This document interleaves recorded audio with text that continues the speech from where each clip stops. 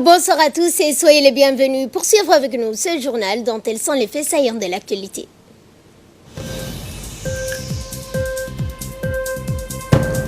Et le Premier ministre a présidé ce matin la cérémonie de lancement de la campagne nationale de lutte contre le paludisme. À Madrid, Madrid bascule à droite et Barcelone reste à gauche concernant les élections municipales. Bonsoir à tous et nous entamons ce journal par cette réunion du comité interministériel à la primature. En effet, sous la présidence du Premier ministre Abdelkader Kamel Mohamed, s'est tenue ce matin une réunion d'exploration des voies et moyens d'exécution de la loi sur la mise en place du registre national des personnes physiques. Adopté lors du premier conseil des ministres le 21 janvier 2019, ce comité interministériel est d'appuyer un comité technique pour donner corps à cet ambitieux projet qui permettra la sécurisation des documents individuels tels que l'acte de naissance, la carte nationale d'identité, les passeports. Il permettra aussi de mettre en place des conjonctions et des jonctions de l'état civil, la carte d'identité nationale, le billet d'un numéro national d'identification, et ce pour répondre aux nouvelles normes internationales pour la sécurisation et la fiabilité du système de production. Et c'était à l'issue de la réunion, le Premier ministre Abdelkader Kamel Mohamed a exhorté les membres du gouvernement à travailler de concert. Des usagers au service public est prioritaire dans les programmes du gouvernement. C'est dans ce sens-là que la loi numéro 39 AN 19 8e législature du 21 janvier 2019 portant identification des personnes physiques en République de Djibouti et création de numéro national d'identification établissement d'un registre national a vu le jour. Ce fut un travail de longue haleine. Un travail de longue haleine et qui a impliqué différents acteurs concernés dans la réalisation de ces processus institutionnels et réglementaires, et ce malgré le parcours erratique. Ceci dit, pour une meilleure effectivité des engagements pris par le gouvernement dans le projet d'exécution de la mise en place du registre national biométrique, de l'identification des personnes physiques, un comité interministériel a été mis en place sous ma présidence afin de poursuivre et contrôler ce processus. Notre mission est diverse, mais se résume à la supervision, le contrôle et la prise de décision concernant des grandes orientations stratégiques de la phase d'exécution de ces projets. Notre comité interministériel est appuyé par un comité technique dont la présidence est assurée par le secrétaire général de la primature. Ainsi, toutes les avis d'ordre technique et matériel proposés feront l'objet des discussions et des décisions à notre niveau. Je demande donc à la ferme volonté du président de la République de commencer le suivi des travaux de ces projets, ô combien importants dans l'amélioration des relations administration-administrée, mais aussi la modernisation de notre administration. Je vous l'annonçais en début de journal, le Palais du Peuple a abrité ce matin un important atelier de lancement de la campagne nationale multisectorielle de lutte contre le paludisme. Placé sous le haut patronage du Premier ministre Abdelkader Kamel Mohamed, organisé par le ministre de la Santé Mohamed Ouarsama Diriyé, cet atelier a réuni les membres du gouvernement, dont le ministre de l'Intérieur Moumin Ahmed Cheikh, le ministre des Affaires sociales et des Solidarités Madame Mouna Ousmane Adan, le secrétaire d'État à la décentralisation Hamad Mohamed Aramis et le secrétaire d'État à la jeunesse et au sport.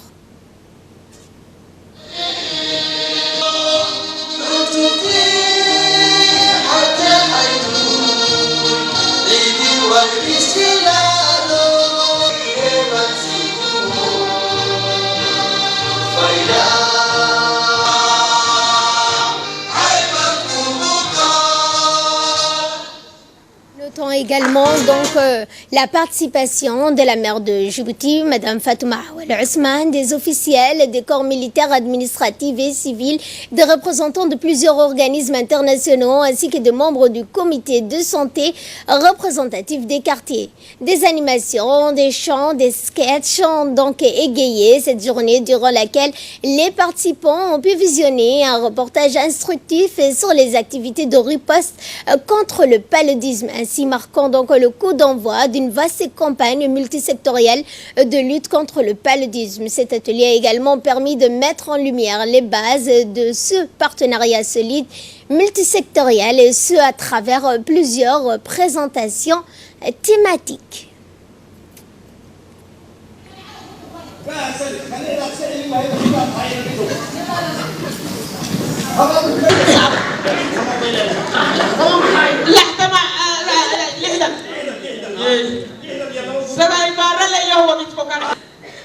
Le constat, comme vous le voyez, est assez alarmant. Bien qu'en 2012, retrouvé pour la première fois à Djibouti en 2012, suivant. C'est tout ça pour que les gens sachent quand ils voient des autres.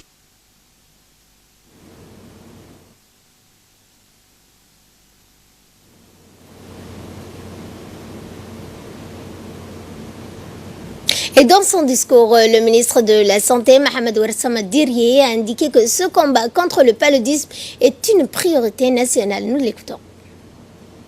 Un réel plaisir de lancer aujourd'hui la campagne nationale multisectorielle de lutte contre l'épidémie de paludisme qui traduit notre volonté commune d'agir ensemble pour inverser la tendance actuelle de l'épidémie à Djibouti. Dans le droit fil des priorités édictées par le secteur de la santé, par le président de la République, son Excellence, M. Ismaël Omar Guelleh, j'ai, dès ma prise de fonction, engagé dans mon département dans cette campagne contre le paludisme. Nous avons ainsi accéléré toutes les actions nous permettant de garantir une excellente prise en charge médicale de cas de paludisme par l'acquisition de traitements et de moyens de diagnostic et le renforcement des capacités des prestataires de soins sur le diagnostic de paludisme dans toutes les structures sanitaires. Une lutte antivectorielle efficace à travers la mise à disposition de moustiquaires imprégnés d'insecticides sur l'ensemble du territoire et la préparation de la pulvérisation intradomiciliaire d'insecticides à effet rémanent sous forme pilote. Et enfin, un programme de communication, de sensibilisation large et diversifiée à travers les masses médias et les activités communautaires prenant en compte également les besoins des populations migrantes et réfugiées également. À cet effet, je sollicite des partenaires techniques et financiers, que je remercie au passage pour le soutien constant apporté au secteur de la santé à Djibouti pour accompagner nos efforts de mise en place d'un système de santé répondant efficacement aux besoins de santé de nos concitoyens. Ce n'est qu'un volet de réflexion profonde que nous souhaitons mener bientôt pour transformer les systèmes de santé et à laquelle ils seront associés. Et pour sa part, le Premier ministre Abdelkader Kamel Mohamed n'a pas manqué de souligner que toute action gouvernementale sera plus que jamais suivie et évaluée pour en tirer le meilleur impact sur les conditions de bien-être de la population. Particulièrement honoré d'être ici avec vous pour assister à cet événement qui regroupe autant d'intervenants potentiels qui est consacré au lancement des activités de la campagne de lutte multisectorielle contre le paludisme à Djibouti, une initiative louable du ministère de la Santé. À l'évidence, et l'expérience récente nous montre que pour la riposte de façon efficace et efficiente contre tout problème de santé touchant la population, la seule réponse médicale ne peut suffire. Je suis donc encore plus heureux de constater que ce lancement se fait avec l'engagement ferme et participatif de plusieurs départements clés de la société civile pour mener une offensive multiforme en vue de réduire rapidement et significativement la recrudescence du nombre de cas du paludisme et ce qui la favorise en mettant en commun tous nos moyens. La santé est l'affaire de tous. Et j'interpelle spécifiquement la société civile pour sensibiliser encore davantage la population pour l'adoption d'un comportement sain pour préserver la salubrité publique. Je profite de cette occasion pour annoncer qu'une opération d'envergure intitulée Djibouti Ville propre, dans laquelle seront engagés tous nos moyens techniques, sera prochainement lancée pour contribuer à l'assainissement de la capitale. Aux côtés du ministère de la Santé, nous avons mobilisé tous les partenaires techniques et financiers, que je remercie au passage pour leur réactivité, ainsi que les départements ministériels concernés sur la problématique pour faire face à l'épidémie du paludisme, lesquels secteurs ont marqué mercredi dernier leur engagement respectif à contribuer chacun en ce qui le concerne à inverser la tendance de l'épidémie d'ici à la fin de l'année par la signature formelle des actions à entreprendre. À l'issue de cette période, le plan de riposte mis en œuvre sera évidemment évalué, les leçons apprises capitalisées pour être utilisées chaque fois que nous aurons à faire face à une épidémie quelconque. Toute action gouvernementale sera désormais plus que jamais suivie et évaluée pour en tirer le meilleur impact sur les conditions et le bien-être de notre population, élément clé de la feuille de route assignée au département ministériel par le chef de l'État. Pour la nouvelle équipe gouvernementale, les directives du président sont sans ambiguïté.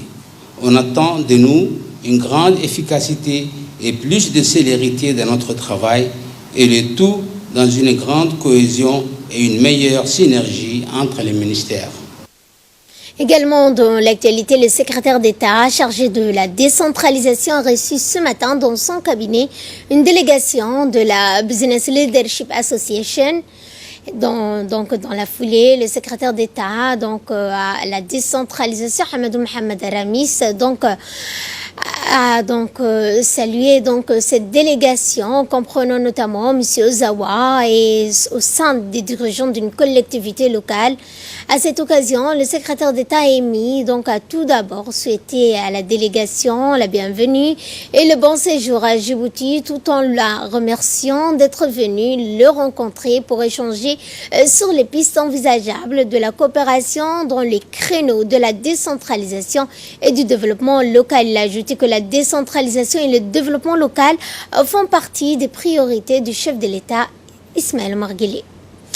Une formation sur la gestion des risques dus aux catastrophes naturelles a eu lieu aujourd'hui à la caserne de la protection civile. Cette formation, qui s'étalera sur 5 jours, sera dispensée par des pompiers d'urgence internationaux afin de renforcer les capacités en matière de gestion des catastrophes. Dans la foulée, assister à cet atelier, mieux se préparer pour répondre à tout type de catastrophes et de risques naturels. Collaboration de PUI, qui a encore une fois répondu positivement à notre requête. Ce n'est pas la première fois qu'on travaille avec vous. Vous avez été présent l'année dernière à plusieurs reprises dans la réponse des grosses pluies qu'on a appelées Sagar l'année dernière. Vous nous avez appuyé dans des équipements assez conséquents. Dans la crise aussi sanitaire que nous avons eue de mai à juillet, vous étiez aussi présent. Donc, encore une fois, merci d'être là. Aujourd'hui, on est là dans un autre contexte et sous requête des institutions concernées. C'est vraiment de renforcer les capacités de ces deux institutions sur la gestion de crise, que ce soit des catastrophes naturelles ou un mouvement de population qui peut amener dû à un désastre ou à un événement qui fait en sorte qu'il y a un mouvement de population assez important. Je vous propose à présent de suivre le mot de l'ambassadeur des États-Unis à Djibouti. Djibouti est à la fois une destination et un pays de transit pour plus de 100 000 migrants par an. Créer un environnement sécurisant pour ceux qui choisissent de quitter leur foyer demeure une tâche difficile. Les désastres naturels et autres crises inattendues compliquent la habilité de gérer une migration irrégulière d'une manière humaine et durable. C'est pour cela que cette formation, aujourd'hui, ce matin et cette semaine, est si critique. Le gouvernement des États-Unis et même les gens d'Amérique sont fiers de soutenir l'Organisation internationale de migration pour son programme de migration régionale en Afrique. C'était donc l'intervention du chargé d'affaires de l'ambassade américaine. Autre intervention, cette fois, du directeur général de la police nationale, le colonel Abdullah Abdi. Moi, c'est un privilège et un honneur de prendre la parole devant vous. Dans un premier temps, pour vous souhaiter la bienvenue. Également remercier le département d'État pour son appui indéfaillible et, je dirais, l'énergie incommensurable de la représentante de l'OIM, qui ne cesse d'œuvrer à nos côtés pour nous appuyer dans nos tâches quotidiennes. Comme nous le savons, le monde est globalisé et le problème auquel nous sommes amenés à faire face deviennent pratiquement identiques. C'est la raison pour laquelle nous avons souhaité partager ici avec vous vos connaissances, vos qualifications et votre professionnalisme. Nous vous en remercions d'avance, sachant pertinemment que ce n'est pas une première et je souhaite qu'elle ne soit pas une dernière non plus. Dans la série des interventions, nous allons suivre bien sûr donc le directeur de la protection civile, Mahmoud Dahi. Vous voyez comme quoi le monde est petit. Nous avons la chance aujourd'hui non seulement de commencer une formation avec l'OIM en partenariat avec la police, mais aussi de faire une autre formation parallèlement à l'école de la protection civile avec mes collègues marseillais de marins-pompiers de Marseille et qui vont faire une formation de formateurs. Donc c'est vous dire l'importance qu'elle a de former nos personnels, quoique la gestion de crise est une chose à laquelle nous sommes habitués tous les jours, mais je pense que ce sera plus important pour mes collègues de la police, comme le disait précédemment le colonel et directeur de la police Abdillahi, en disant que l'urgence médicalisée, la transfusion et le diagnostic à l'issue directement vers les hôpitaux, si elle n'est pas faite dans les bonnes conditions dès le départ, eh bien, la victime ne sera pas traitée.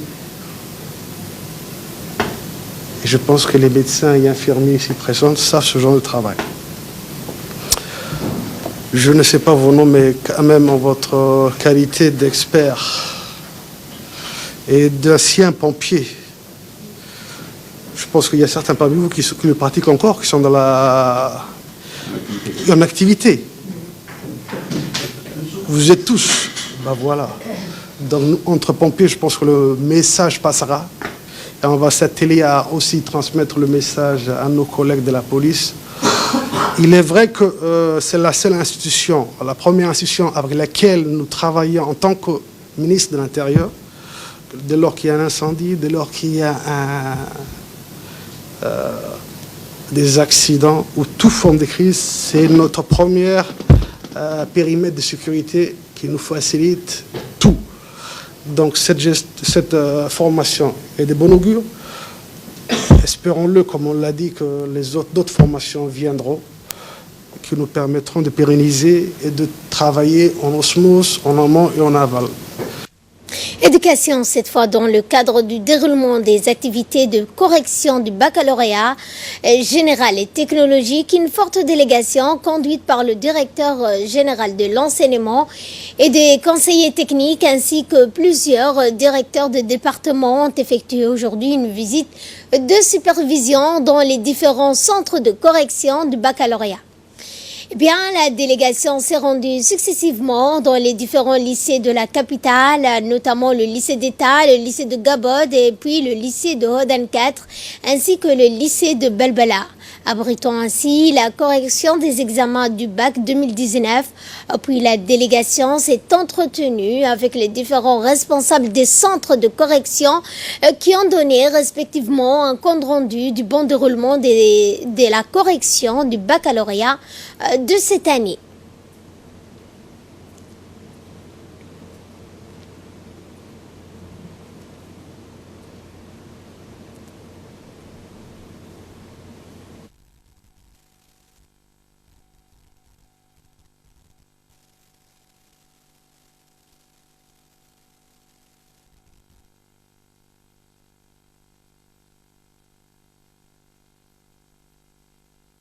Nous sommes venus ce matin dans les centres des examens du bac nous enquérir le bon fonctionnement des corrections et des saisies. Et nous constatons de visu que tout se passe très bien, alhamdoulilah. La présence des enseignants, selon les responsables, est effective. Et ce qu'on peut dire sur ces bacs 2019, c'est que tout se passe bien depuis le début. Aussi, nous tenons à remercier, au nom du ministre de l'Éducation nationale, à remercier d'abord le président du jury, qui fait un travail très important. Nous tenons également à féliciter la direction des examens, les chefs des centres, les enseignants.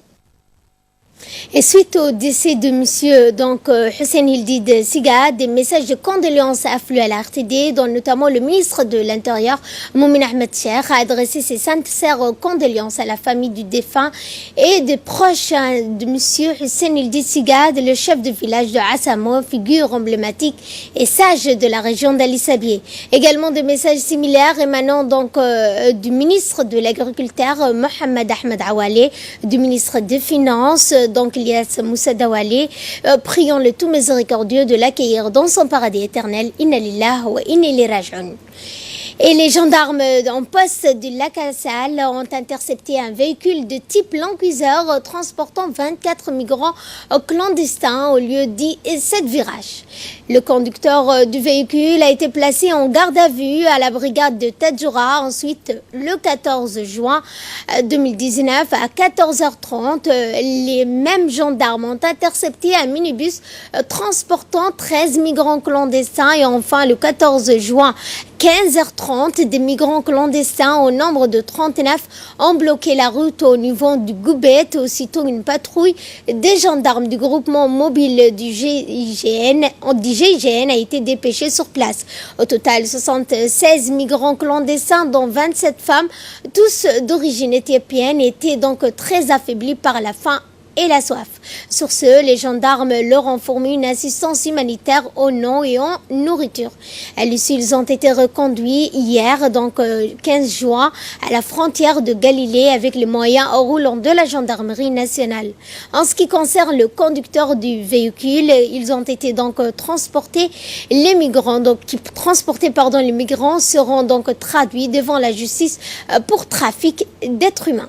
Et de là, nous passons à ce qui domine l'actualité internationale. Je vous le disais en titre, les municipales Madrid basculent à droite et Barcelone reste à gauche. C'est le nouveau maire de Madrid, le conservateur José Luis Martinez, qui refait basculer la capitale espagnole à droite aux voix des centristes de l'extrême droite de Vox. La maire sortante Manuela Carmena était pourtant arrivée en tête des municipales, mais avec 19 des 57 sièges de conseillers municipaux. Impossible donc d'assurer une majorité, même avec l'appui des socialistes. 30 conseillers municipaux ont donc voté pour Martinez, soit plus la majorité absolue à Madrid. Donc, non plus donc à la tête des municipales, à fil du candidat indépendantiste Margal. Là encore, le jeu des alliances a fait la différence. Et autre actualité internationale, la chaleur extrême a déjà fait près de 50 morts dans le nord de l'Inde. Une chaleur mortelle, au moins 49 personnes ont péri et 24 heures dans l'état de Bihar, dans le nord de l'Inde, où sévit donc de plus de 2 semaines une chaleur extrême, ont annoncé ce matin les autorités. Les victimes sont originaires de la région de Magadh, qui souffre de sécheresse, où les températures tournent depuis donc plusieurs jours autour des 45 degrés Celsius. Et pour terminer, un mot de sport avec la CAN 2019. Après avoir donc répondu aux exigences de la FIFA, le Mali disputera finalement la Coupe d'Afrique des Nations. Donc la fédération manuelle depuis plusieurs années.